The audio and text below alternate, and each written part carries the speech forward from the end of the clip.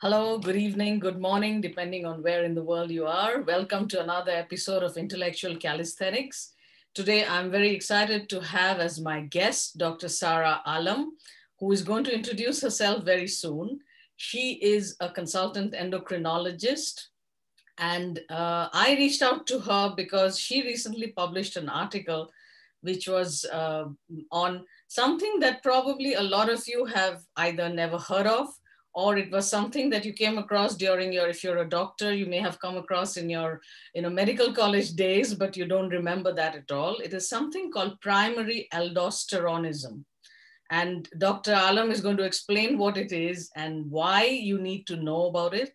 I'm Dr. Shabnam Daskar, a functional medicine specialist. I'm handing over to Dr. Alam. Dr. Alam, please will you introduce yourself and the topic as well? Over to you, Dr. Alam. Hello, everyone. Thank you so much, Dr. Shabnam. I am indeed lucky to have contacted you, and it's really a great pleasure being here today. So today we are going to talk about primary aldosteronism and why there is so much lack of awareness on this disease. I am Dr. Sara Alam. I have done my doctorate in medicine endocrinology from the All India Institute of Medical Sciences, AIIMS, New Delhi, and I am currently working as consultant endocrinologist at Asian Hospital, Asian Institute of Medical Sciences, Faridabad. So let us begin.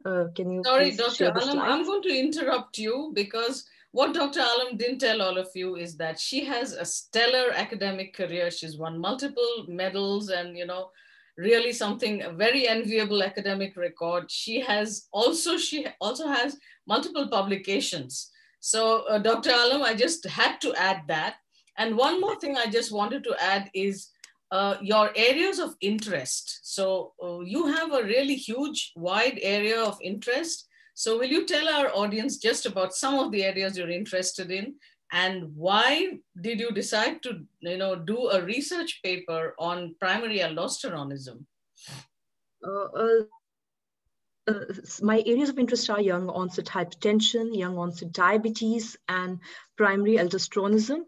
I started doing research paper because actually it was a part of my dissertation topic. It was given to me, luckily, by my chief guide, Professor Rajesh Khargawat, who is a professor at All India Institute of Medical Sciences.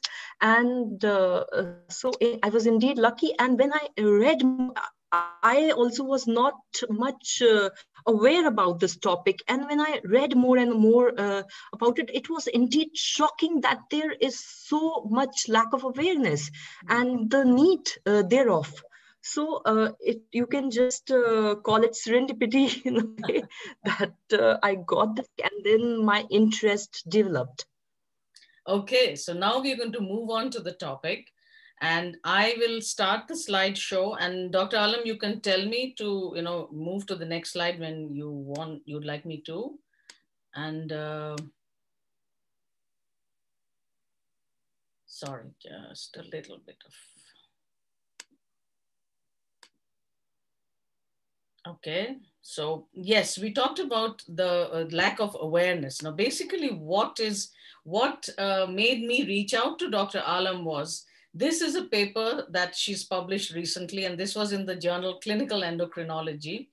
And my interest in primary aldosteronism actually was piqued when sometime back I had recorded a video with Dr. Saroj Mishra, who's an endocrine surgeon from SGPGI Lucknow. So we had talked about hyperparathyroidism. And on that video, we discussed one of the papers which the author of which was Dr. Kwan Young Da at UCSF. So he is another endocrine surgeon. So on Twitter, he mentioned that, yes, hyperparathyroidism is something that people are not aware of. And the other big one is primary aldosteronism. And I am not a primary, family doctor or an endocrinologist. So that piqued my interest and I started looking. And as Dr. Alam, you said, that you realize how underappreciated and underaware people are about this. And your paper actually got me very excited because I was excited to see a paper from India. It's not often that I see. So in the last, maybe even actually last 1 year, there have been a lot of papers coming out. So before, in the interest of time, I'm going to hurry through. So this is the paper that Dr. Alam is the first author in, High Prevalence and Long Delay in the Diagnosis of Primary Aldosteronism Among Patients with Young Onset Hypertension. Now she will describe each one of those terms. And so first and foremost, because aldosterone is a hormone that, many of us who are not endocrinologists have probably forgotten or don't even remember. So basically, what is aldosterone? So Dr. Alam, over to you. Will you just explain, and very briefly and very basic non-endocrinologist words? I have heard about the big organs like heart, kidney, liver, but for patients' knowledge, when I tell them about this disease, that there is a tumor in the adrenal gland, they have not heard about adrenal gland. They are actually essential for life, but people have not heard of it. So they are very sitting on the top of your kidneys, and it has outer cortex and inner medulla, and the zona glomerulosa, the outermost part, the hormone aldosterone is secreted from them. Next slide, please. Yeah. So this is the biosynthetic pathway. It's the common pathway of cortisol and aldosterone production. It's produced from cholesterol, and the enzyme aldosterone synthase, it is exclusively exclusive to zona glomerulosa. Next slide, please. So before we go over to the next slide, I just wanted to add a little bit about this particular slide. So in functional medicine, we talk a lot about hormones. So the steroidogenic pathway for us is very important. But believe it or not, we usually focus on the progesterone, estrogen, testosterone, cortisol is very important, pregnenolone, and all these things. Aldosterone is probably not something we who talk about hormones talk about it. And suddenly, when I saw your slide, I realized, oh, that is a part of the steroidogenic pathway we completely ignore. So thank you very much. So the next thing is, what does aldosterone do for us? So basically, it's the pathway angiotensinogen. It's secreted from the liver. Renin acts on angiotensin 1. And then this ACE converts angiotensin 1 to angiotensin 2. Angiotensin 2 stimulates the production of aldosterone from adrenal gland. Now, this aldosterone, apart from, in simple terms, we can understand that aldosterone raises blood pressure. But apart from raising blood pressure, that is one thing it does, but it causes multiple other effects, which I will be discussing in subsequent slides. But to understand, it causes sodium chloride reabsorption, potassium secretion, and it causes arterial stiffness, it causes cardiac remodeling, and various other effects. So that is very interesting. And, given the ongoing coronavirus pandemic, I think people have become very familiar with the angiotensin 2 receptor. And today we won't have time to discuss about how ACE2 receptor and aldosterone are related in relation to COVID-19. But what I understand is the ACE2 receptor is there in many different cells in the body, right? So therefore, why is aldosterone so important? And that is what Dr. Alam is going to explain in greater details. So this is again, over to you, Dr. Alam. So they are having, aldosterone is having pleiotropic effect. It's almost on every organ of the body, and basically at the core of it, everything is linked to inflammation. And it increases oxidative stress. It increases sodium reabsorption, which I talked about in the previous slide. It even causes diabetes. It increases gluconeogenesis. It causes obesity, and it causes dyslipidemia. It causes hypertension, which is like commonly known. But what is commonly known is that it just causes hypertension, but it's not so. So several meta-analyses have shown that in blood pressure match hypertensive patients with those patients, means two patients. One patient is having essential hypertension and one patient is having primary aldosteronism, and they are having same blood pressure. Irrespective of that, patients with primary aldosteronism have several fold higher risk of atrial fibrillation, myocardial infarction, stroke. So just treating blood pressure is not important. We have to target the cause. It causes cardiac and vascular fibrosis and endothelial dysfunction. So it's important to diagnose primary aldosteronism, and it causes multiple harmful effects on the body. Thank you. So, you brought up something so important, because sometimes we tend to focus on only, one area. Okay. Even if people are aware of, aldosterone. So in primary aldosteronism, before I go over to the hypertension slide, what goes wrong? Like, what happens in primary aldosteronism that does not happen in normal people? There is autonomous secretion. Normally the secretion is regulated, means if blood pressure goes low, then there is increased secretion of aldosteronism. But in primary aldosteronism, this secretion becomes autonomous. So values of aldosterone, it becomes excessively high. And this excess aldosterone, it is causing all the effects on the body. And the counterpart, like the renin, it remains suppressed. So how do we intend to treat that? We have to either remove the source of aldosterone, either if there is a tumor in the body which is secreting excess aldosterone, so we have to removing it. It can even cure the hypertension. We see many times patients coming to us, they are just asking about cure. They are asking like, is my hypertension curable? And we are very quick to say, no, it's a lifelong disease. It never gets cured. And even for diabetes, we say like this, it does not get cured. However, there are several papers which are coming. And in fact, if a patient is having primary aldosteronism, it can be cured, yes, unless we are diagnosing it 20 years late. If we are diagnosing it 10 to 20 years late, then the vascular remodeling will cause, obviously, hypertension to become permanent. So we have to diagnose them early. That is important. In fact, it's like the most important thing. Another thing is that, like in this slide only, the mineralocorticoid receptor antagonists, they can reverse the effect of, they antagonize the effect of aldosteronism. So I'll come to the mineralocorticoid receptor antagonists later, because so what Dr. Alam is saying is, in primary aldosteronism, aldosterone secretion becomes independent of the renin. Am I right in that? Yeah, exactly. And this can be because of, sometimes it's a tumor in the adrenal gland, and sometimes the other condition, that is adrenal hyperplasia, right? So these are the two major distinctions. Now, for most of you, if you are a patient with hypertension, you don't need to know all the finer details, but it's important to know that. And as you rightly pointed out, Dr. Alam, we never in our life would tell anyone that after doing a sometimes it's a surgery, it can cure your hypertension. So that is something very important that you pointed out.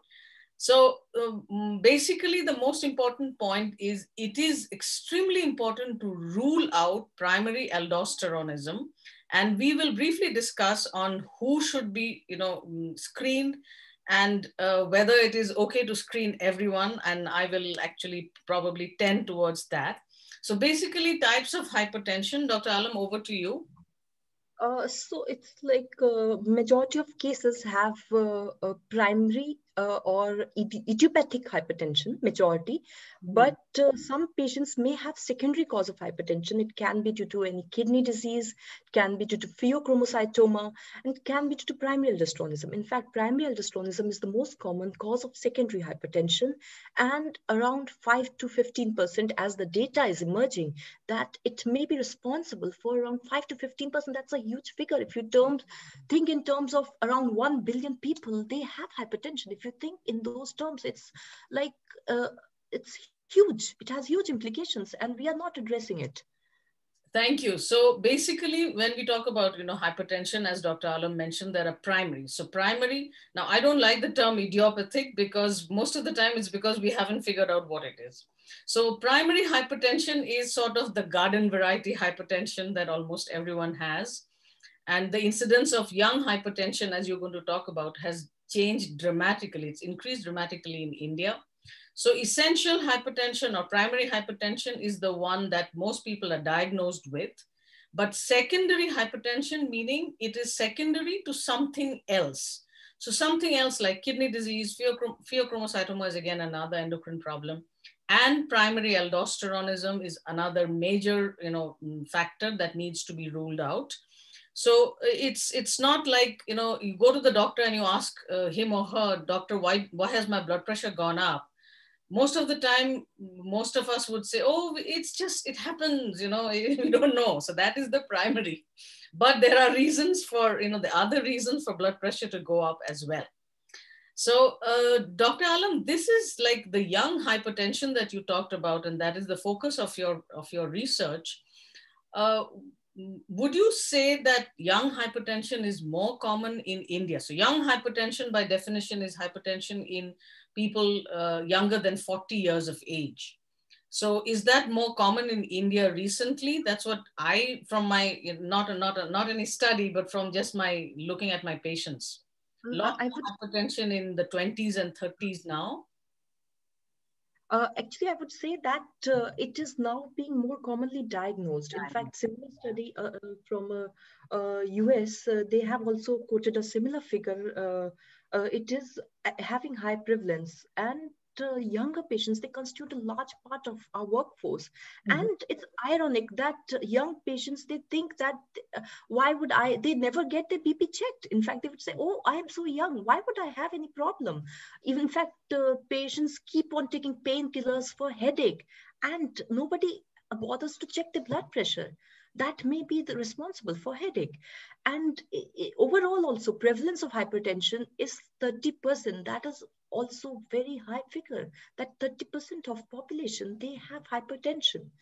And if you think in that terms, that 5 to 15% may be having primary aldosteronism, and from our data, 17.8% of young hypertensive have primary aldosteronism, it has huge implications.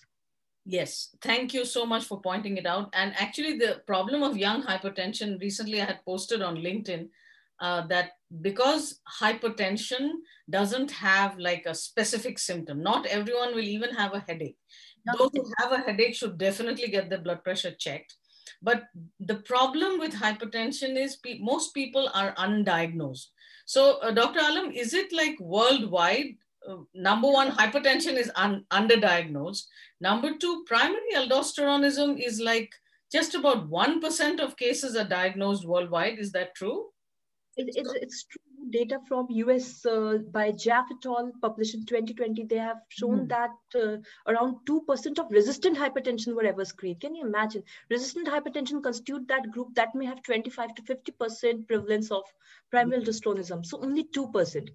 And we don't have any data from India, from most of the Southeast Asian country. So situation is expected to be even worse, that the screening rates are, I would just say, abysmal. Yeah, thank you. So we will come to that, what people can do for themselves. So I'm just going to quickly go through this so that you can, as you already said this. Already discussed that aldosterone production is inappropriately high for sodium status and causes suppression of plasma renin and increases potassium excretion that may lead to hypokalemia. And it is potentially curable, as we have told multiple times. And I think I feel that I'm being dramatic, but I think it's time to be dramatic about it. Yes, because I would agree with you. You look at it, it needs to be told again and again and again that it's really pretty bad as of now. So thank you, Dr. Alam. And this under awareness, so when I first got to know of it, as usually happens, I'll send a message on my WhatsApp doctors group and here and there, are you all seeing this? And then no response, So I'm thinking either they are not seeing it, they are not screening for it, which is very likely, or hopefully they'll start screening now that I've, brought it up. In fact, one doctor asked, do you think I should start screening now? I said, yeah, I think you should. So basically, this is a very important question, because in my specialty of functional medicine, we look at predictive preventive medicine. So given that, primary aldosteronism is, number one, way more common than we thought. Number two, the effects of undetected primary aldosteronism are not just blood pressure. As you said, all the cardiovascular disease, everything, stroke, heart arrhythmias, everything is a much bigger problem. So would you say, and again, this is mostly going to be expert opinion, because I don't think guidelines suggest now, hypertension guidelines don't suggest that you should rule out primary aldosteronism in all patients with hypertension? Do you think this is important? This is $1 million question, and I would just say that the answer is absolute yes. We should screen, and this is not like, it's not I am saying that. Yeah. Dr. Young, who is authority on that, he Yeah. has been reiterating that. Obviously, the guidelines, they focus on overt forms. Yeah. And that is ideal. And the situation is that even those are not screened, that those who should be screened 100%. But if we start screening them, there is just one simple blood test which we can do, and at least we will catch overt forms early. So absolutely, all patients should be screened, especially young patients should be screened, especially those who have stage 2 hypertension, who have hypertension controlled on multiple drugs. They should be screened, and ideally all patients should be screened at least once in their lifetime. Thank you, Dr. Alam. The other important thing is, again, my knowledge is still very limited. I understand that a lot of people with primary aldosteronism may not even have hypertension. So they're the normotensive primary aldosteronism. So if we were to look at from a longevity standpoint, from long-term health, that is again my personal opinion and Dr. Alam's opinion, that everyone ideally should be screened for this. And we'll come very soon to how you can screen for primary aldosteronism. And this is again a busy slide. Basically, for any of you who want to check this, this is available. Just Google for it. This is on the Endocrine Society guidelines for it. So Dr. Alam, will you just briefly mention this? I'm sorry, the slide is kind of busy. These patient groups, they have like a very, very high risk. So they are must to be screened, absolutely. But we need to expand the indications, screening indications, because there is expanding spectrum of primary aldosteronism. So those who have high blood pressure above 150/100, and those who have resistant hypertension controlled on 4 or more medications with low potassium, and those who have adrenal mass, sleep apnea, and those who have family history of early onset hypertension, and all first degree relatives of patients with primary aldosteronism. Thank you, Dr. Alam. So I realized after I started reading about it that my own family, so my mother's side of the family, they used to always say, oh, we don't have diabetes in our family, but we have been blessed with hypertension.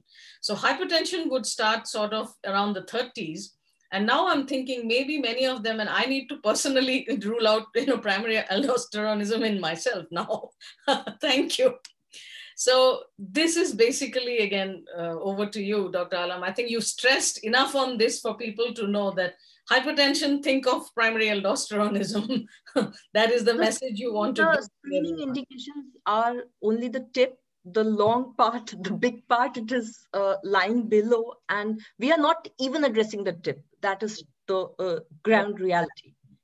So this is your paper, and I will hand over to you to explain the details. And this was actually very interesting because, like you said, there isn't a lot of data coming from India. So Dr. Alam, will you describe? This is Dr. Alam's paper. So she's going to briefly discuss this. And this is, again, the full text is not available, open access. So, but you can just Google for the abstract is available easily. Clinical Endocrinology is the journal. So Dr. Alam, over to you.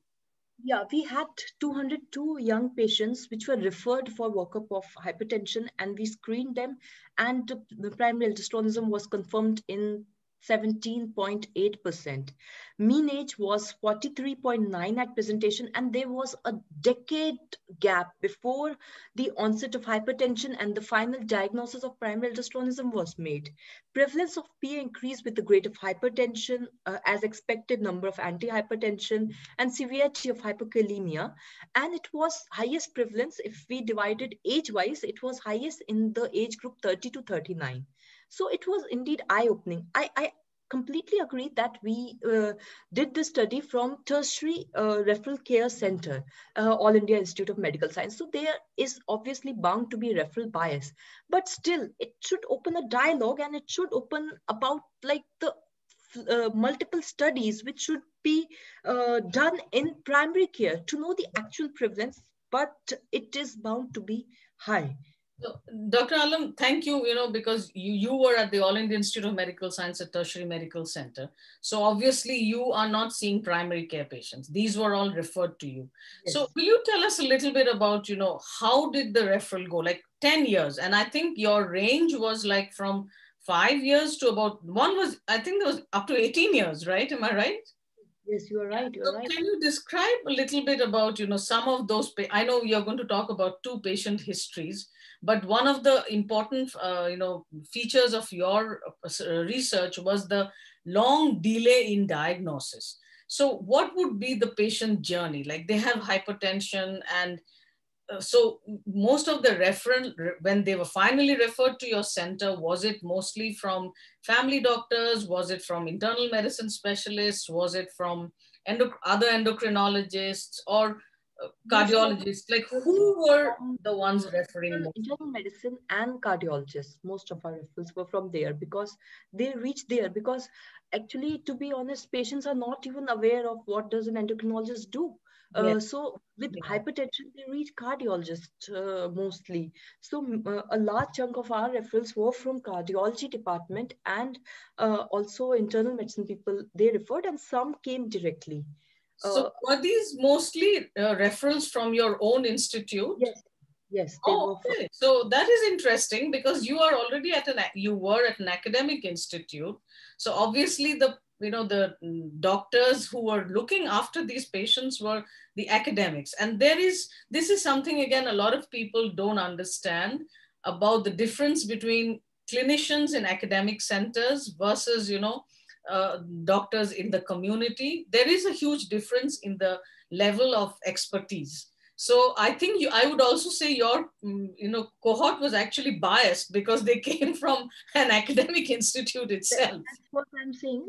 We have acknowledged that in our limitation that bias is there, but still the figures are too high. It's unbelievable. No, my point was not to indicate the bias. My point was, what about all the other people in the community who don't go to an academic center for treatment? So the problem is really very, very big. And the next slide is, okay. So this is what I wanted you to explain a little bit about hypokalemic periodic paralysis. Like what are the symptoms? What would, if a patient who doesn't know what hypokalemia is going through a challenge like that, what are some of the symptoms and how would it be ruled out?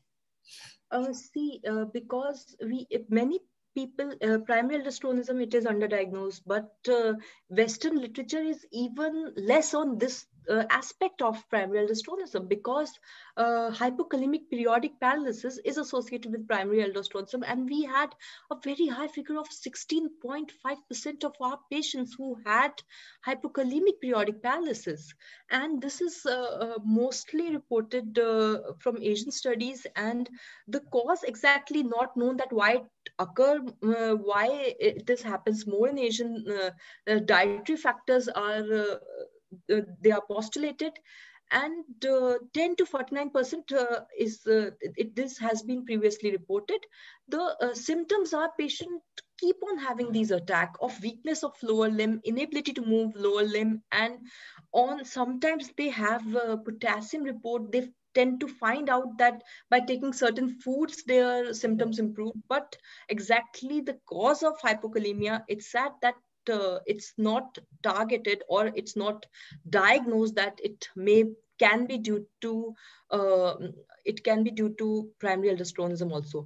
And we also rule out because thyrotoxicosis can also lead to hypokalemic periodic paralysis. So we perform thyroid function test also in all these patients to rule out other causes of hypokalemic periodic paralysis as well. So yes, so basically checking the serum potassium levels and thyroid, and of course there is a standard workout for patients like this. But very interesting. Your first case, you talked about this lady, bubbly. This was, I'm sure this is like, there are so many bubblies in the community who, feel a little weak. They go to the neighboring hospital and they're put with an IV drip and they recover and they're back home, right? So will you tell us about this particular patient?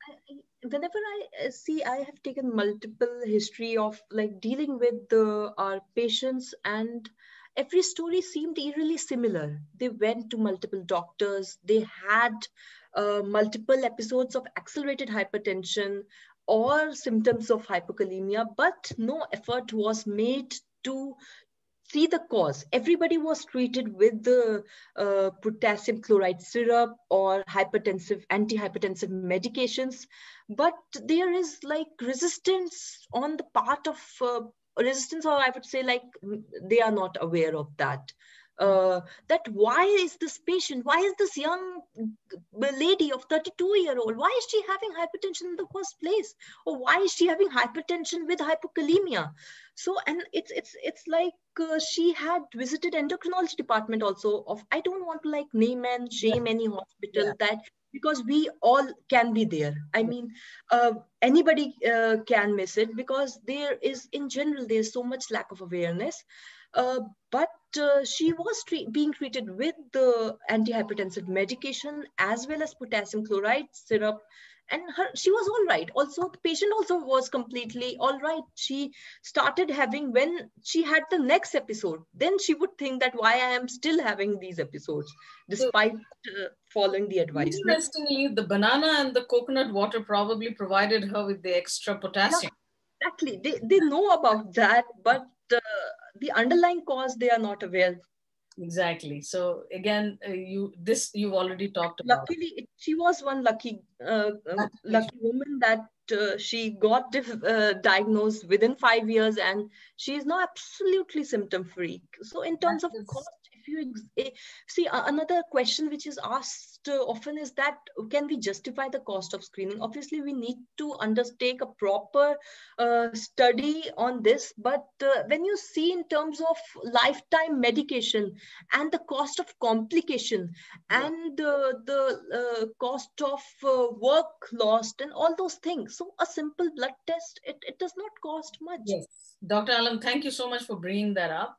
I was talking to someone recently and they said, oh, in India, this test is very expensive. I said, what are you comparing it to? It was not about primary aldosterone, something else. I said, what are you comparing it to? You are comparing it to someone dying early from heart disease, stroke, any of these. And as it is, Indians, South Asians have the problem of early cardiovascular disease. So you are comparing to, let us say, a breadwinner dying early, leaving a young family all by themselves. So compared to that, I think no amount of money it sounds a little insensitive, but yeah, and there are ways to, like, for example, an institute like AIMS would definitely not cost so much. But again, it's a cost versus benefit. As of now, it is free. It is free. We are doing it free. So my point is, there are always ways to find out rather than focusing on, oh, it's too expensive, so I will just live a miserable life, let the patient live a miserable life. So that is very, and this was your second story is also, actually, this is probably, both these stories are so common in the community, and no one is looking at primary aldosteronism today. So will you tell us about this patient? His diagnosis took much longer, right? Yeah, actually, like listening to a story, I actually got goosebumps thinking about that. It took 12 years, 23-year-old person, 23-year-old man. He had headache. He had 180/100 blood pressure, evaluated by cardiologists. Cardiologists, see, they have a lot of busy practice, and hypertensive patients mostly reach cardiologists. So he had potassium of 3. But sadly, no effort to evaluate his underlying cause was made. Next slide, please. Yeah, that is the thing. So he had gone to a specialist. Yeah, story is very interesting because he remained off medication for 7 years, although he continued having headache. Mhm. So it might be like silent disease at times. No symptoms are there. Then he continued to have occasional headache. Then after 7 years, he had episode of epistaxis for which he sought help, and blood pressure was 200 by 130 at that time. Then again, he had a potassium of 2.43. Again, he was not worked up. And it's so interesting that how he was finally diagnosed that he had pain abdomen for which somebody did CT scan. And at Oh, that wow. time, he was diagnosed to have right adrenal adenoma. And then retrospectively, then everything was correlated. All his reports, when when we asked him to bring all his report, then we found that all his reports were showing hypokalemia. Unfortunately, he could not be cured of his hypertension, but drug they were dramatically reduced. So Mhm. it can cause permanent kidney damage. You can see he's had all these. He had LVH, left ventricular hypertrophy on echo. He started having CKD, and he also had hypertensive retinopathy. So he developed all these All the complications. end organ damages. So his Yeah, kidneys yeah, were damaged, his heart was damaged, his uh, everything. eyes, his vision was damaged. All this because of number one, of course, for 7 years he remained off of medications despite having hypertension. And That is more importantly, the primary aldosteronism was not diagnosed. And Dr. Alam, this is very interesting. So pain abdomen normally wouldn't really require a CT scan. That's what actually some many you would just see this. They even in fact patients are aware of the CT and MRI, so they would themselves ask that okay now please order an MRI. It's very common in our setting. One patient you won't believe that one patient told me she came with some problem of I think a short stature, and I ordered some tests. So he said no, we don't want these tests. We want a whole body MRI so that anything can be diagnosed. So patients are having awareness about like radiological investigations, Mhm. that they themselves are asking for it. But in terms of these, I mean, maybe after our session, people will ask for this test that doctor, please, can you order one test for primary aldosteronism for me? Then the doctors will have to go and look at like, okay, the patient is asking for it. I might as well read about it. So that Yeah. can be learning both ways. I mean, So, Dr. Alam, that is one of the things I want to highlight. What can patients and what can, of course, doctors do? And you've already, highlighted so much of the cardiovascular disease. But the other big thing is the treatment changes. And that is so important because it's not like just doing more expensive investigation to find out something and then there's nothing left to do. It's not really that. So I'm just quickly going through these slides because you've already discussed these things before. So here you're talking about mineralocorticoid receptor antagonists. So will you name some of the medications available in India and where, what could, let us say now here, this is a problem for doctors, not so much for patients, that they are treating a patient with hypertension. So where would they look at mineralocorticoid receptor antagonists and what are the ones available in India? see, in India, spironolactone is the most commonly available, but one very big problem, especially for males, is like they have gynecomastia. They develop gynecomastia after taking that, and it blocks testosterone levels as well. So we cannot empirically start, especially in young patients. But Mhm. eplerenone is a specific antagonist. It is also available, although slightly costlier than that. But if patients fit into the profile of even like they don't have any specific adenoma on CT scan, but they are fitting into low renin hypertension, they can definitely benefit from eplerenone. Okay. So spironolactone is the medication which is actually, Dr. Alam, older than you. I think it's about 50 years old. So spironolactone, again, as Dr. Alam mentioned, she mentioned a term called gynecomastia, which means essentially man boobs. So men developing increase in breast size because it antagonizes testosterone. So testosterone levels lower. And in fact, spironolactone is used in PCOS women to reduce testosterone levels. And interestingly, a lot of PCOS women have hypertension as well. So it has been used for hypertension and PCOS management together. But the other one, now will you spell out the other one? Epi, what is that? It's Eplerenone. I'll just spell out. Anyway, we'll add the name to the to our YouTube video description.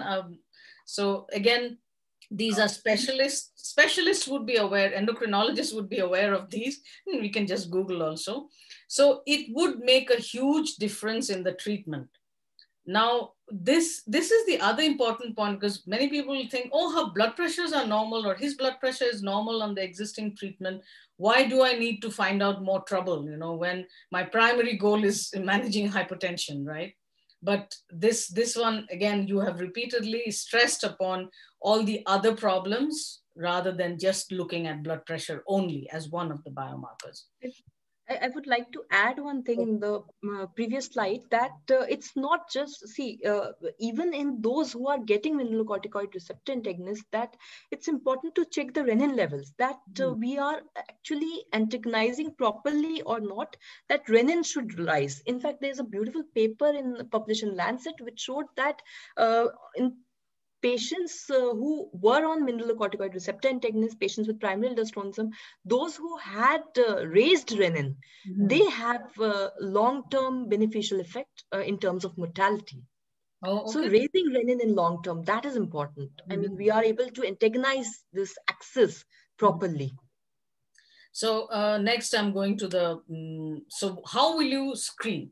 So what do we mean by screening? So this is, let us say you are either someone who has hypertension, or you are a doctor who's not an endocrinologist, but even if you are a cardiologist, even an internal medicine specialist, you are thinking of looking at primary aldosteronism. So are these tests enough? Or I know we won't have time to discuss the details of, you know, the entire algorithm of what to do, but basically just doing a serum aldosterone, serum renin, and potassium, these alone, will it be enough? Because basically what I need to know, if I'm a primary care doctor and not an endocrinologist, is when do I refer my patient to a specialist center? And I'll come to where they need to refer the patient to. So do you think this is enough, or they need to do some more? Yeah, at least if we can rule out with that, and further, if it is positive, then further workup might need a little bit more specialized center. But I think it's plasma. It's done in plasma, and serum we can also do. And this is a test which is done together. Means in one single blood sample taken in morning, we can rule out this at least. And even if your profile is not fitting into plasma aldosteronism, but if you are having low renin, that is called low renin essential hypertension, then also patients may benefit from mineralocorticoid receptor antagonist. And another thing I want to add here, one thing before going out this test, it's important to correct potassium, because it might cause false negative result. Okay, thank you. That is very important. So, and the other thing is, if serum potassium is normal, that also doesn't rule out primary aldosteronism. Absolutely. That is very, very important. So let us say someone finds these abnormal, I know next slide you're going to talk about the cutoffs. So after that, would you recommend that they get the CT scan done? CT scan and MRI, will come to that, with which one it should be, and then refer to a specialist, or they can, after just doing this, they can refer to the specialist? I think it can work both ways. The next step is, firstly, the screening tests are there, and it's a little bit, the algorithm is confusing because some of the guidelines, they mention PRA, that is plasma renin activity, and now most of the laboratories are doing DRC, that is direct renin concentration. And I have written directly the cutoff of ARR, that is the ratio. if the ratio is positive, then the next step is confirmatory testing by saline infusion. But if in overt cases, like cases those who are having spontaneous hypokalemia, and the cases who are having baseline plasma aldosteronism more than 20 nanogram per deciliter, in those cases directly we can go to CT scan, and I think primary care physician can very well do a CT scan and then refer. Yeah, the reason I'm bringing that out is, let us say this, the patient is in some city or some place where it may not be in a city, it may be in a small town where they may have CT scan, but they don't have a specialist center to do the next level of testing. So is this like any radiologist will be able to do the CT scan, or is it a very special one? Anybody can do. Absolutely. So this is what you highlighted, and this is extremely important. So this up to doing the plasma aldosterone, plasma renin, and the CT scan, if the ARR is high, can be done at probably any place in India, if I'm right, because CT scan is available practically everywhere. Absolutely. Yes, it is expensive, but we've already discussed the cost versus benefits problem. Cost of CT scan have come down dramatically. Yeah, I know. It's like the mushrooming of several centers. Yeah, that is very good. That's really excellent. So I think we have talked so much about the lack of awareness about primary aldosteronism. And basically, so Dr. Alam, I studied medicine a long time ago. Now, secondary hypertension, all I remember from my undergraduate days was pheochromocytoma and kidney disease. I don't ever remember, about primary aldosteronism at all. So is that like at the education level, the lack of awareness starts, and then it kind of perpetuates right into, specialties as well? I would say that is true. And another thing is that there is for several years, when after Dr. Korn described the first case, and he told that they may be having a very high prevalence. He quoted a figure of around 20%. And then for several years, people believe that it's not at all true. And the prevalence was thought to be around 1% or less. So first of all, it was considered a very rare disease. And secondly, it was considered a benign disease. So the thing to remember is that it is neither rare nor benign. So and Dr. Alam, you mentioned Dr. Korn, she is talking about a paper from 1964. So this is not new information. It's more than 50 years old. And he was really like a path breaker in his field, I would say. It's wonderful reading about those story, that patient who had a very big tumor and how she was cured. It's really interesting read if you read about it. And for several years, there is now a renaissance of the syndrome. Again, it's like people are reading about it more and more, and in terms of several papers have come in past few years about. Yeah, and I think in the last 1 to 2 years, it has been like a huge number of papers in major journals. So this is a question, sorry?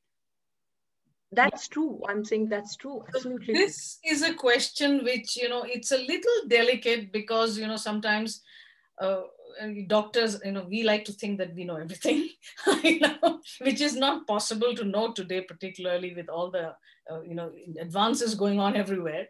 So if a patient listening to you and me thinks that, okay, I need to be screened for primary aldosteronism, what would you suggest? Like, should they, again, I know you are in a super specialist center. This doesn't apply to you, but how would someone like that respectfully tell their doctor? Like, do you think giving them references, and, some of our patients here come with, printed references to show that, okay, this is what, someone is saying, and it's not so uncommon and all that thing. What do you think helps in India, like for a patient to get a referral to a higher center or something? I mean, the testing which we talked about, that can be done by anyone. But after that, if like a further workup, it might be a little bit complicated. So any referral from any primary care physician can work, and patient can go to a super specialist center with that referral.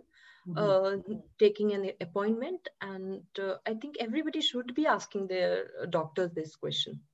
Thank you. So again, little bit of clarification here. So in countries like India and most Asian countries, a patient can directly go to meet a specialist. Unlike in countries like Canada, they have to get a referral to a specialist. So in India, anyone can just walk into a specialist clinic.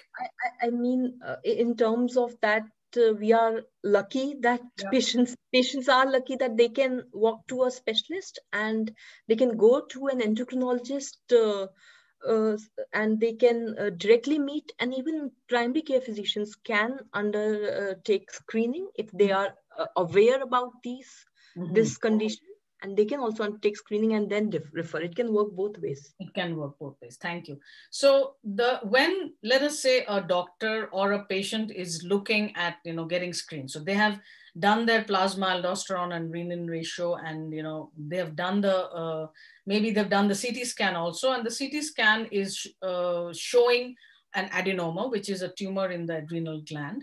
Then for the next step, the next series of investigations and all those things, what kind of centers or what kind of doctors should they look for? Like what should be the criteria? Because every place, I'm sure, cannot screen for this, right?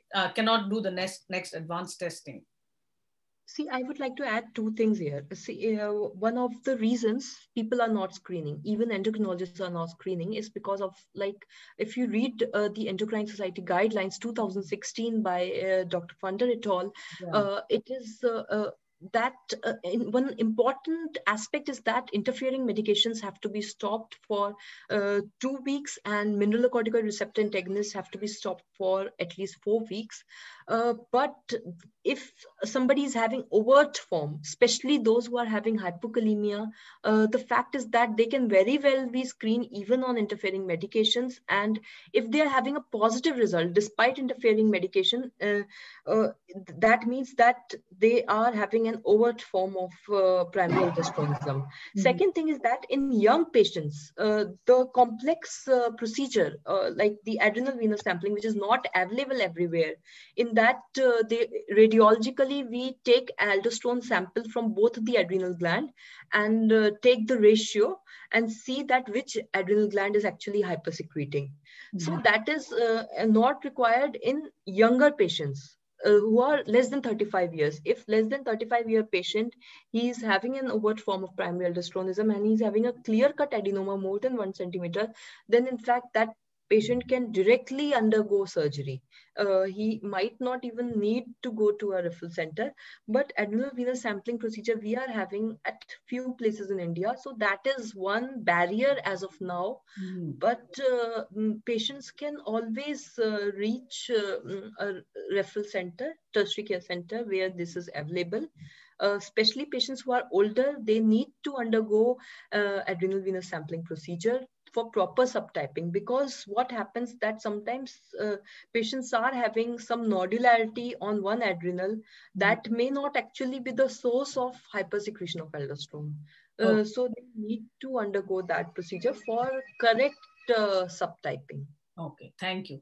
So what Dr. Alam is saying is basically once they have gone through the initial procedure and they get a CT scan done, and both the adrenal glands are showing some abnormality, either it's a nodularity or something, then the next step is the venous sampling, which is a highly specialized test. So that one is not available everywhere, because the most important thing is the one that is causing the problem needs to be removed. So if that test is not done, then surgeons may accidentally remove the one that is not the problem. So that is one thing, and that can be catastrophic. Yeah, that would be catastrophic. So that is true. And Dr. Alam, is the surgery in India mostly laparoscopic now, or is it a lot of open surgery still? Here at AIIMS, you are doing laparoscopic surgery. I am not aware of what I need to search what is being done at other center, but obviously AIIMS is the referral tertiary care center, so we are doing only laparoscopic surgery. Thank you. And the other big problem is there are so few endocrine surgeons in India. I think 1,200. That is what Dr. Mishra was saying. Yeah, but ma'am, I would like to respectfully point out here that this can be done by any general surgeons can also do this Okay. surgery. Urologists can also do. There are many people who can do this surgery, but they must need to have expertise in the like adrenal surgeries. Yeah. Thank you for pointing that out, because that is good news, because not everyone will have access to a well-trained There endocrine are very surgeon few everywhere. endocrine surgeons. There are very few endocrine surgeons. Yeah. This was the conversation Dr. Saroj Mishra and I had. So this is go ahead. I would just point out this quote has been used by Dr. Funder when he is very passionate about increasing awareness of primary aldosteronism, and in his uh, beautiful article published in 2016 in Lancet Diabetes Endocrinology, and this quote is actually from Machiavelli, that why don't this order change despite having so much data that primary aldosteronism is like it is common and it is having adverse effects on health. Why this order is not changing? So this quote is actually, it's very much true if you think in terms of primary aldosteronism, that we must bear in mind that there's nothing more difficult and dangerous or more doubtful of success than an attempt to introduce a new order of things in any state. For the innovator has for enemies all those who derived advantages from the old order of things, while those who expect to be benefited by the new institutions will be but lukewarm defenders. So I don't want to be a lukewarm defender. I want to be dramatic. I want to be passionate about it. And I want to talk about it to raise awareness that even if, like my patient stories, even if somebody listening to our talk, somebody notices, he can go and just check his potassium value at least, and he can see that, oh my God, I have hypertension and hypokalemia, I need to ask my doctor. Then obviously doctor also has to take notice and see that at least if he's not interested in doing workup, at least he can refer. Yeah, thank you so much. And I'm going to stop sharing the screen. So hopefully, and please forward this video. I'm going to put it up on YouTube. And I would encourage everyone, Dr. Alam and I, both of us feel very strongly about the lack of awareness. And because a lot of people are, it sounds harsh, but a lot of people are dying from something that can be treated. A lot of people are living miserable lives because of something that can be treated, and it doesn't have to be that way.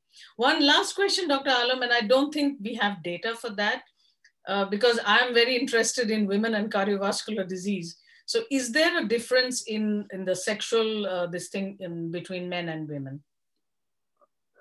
I'm not, see, in our cohort, there was not a difference. So I'll have to look at the data in terms of. Yeah.